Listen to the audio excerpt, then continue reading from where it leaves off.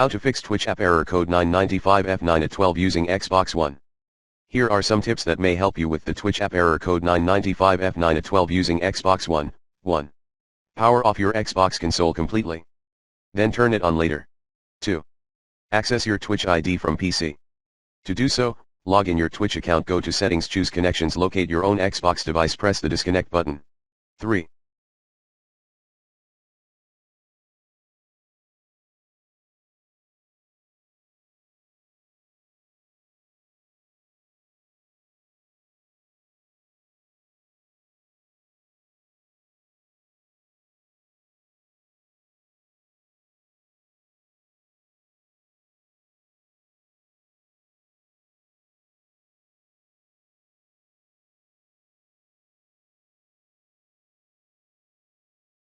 Reset Twitch stream key, settings, channel and video stream key and preferences, primary stream key, press the reset button. 4. Clear alternate MAC address in your Xbox, all settings, network settings, advanced settings, alternate MAC. Then reboot your Xbox, and log into Twitch later.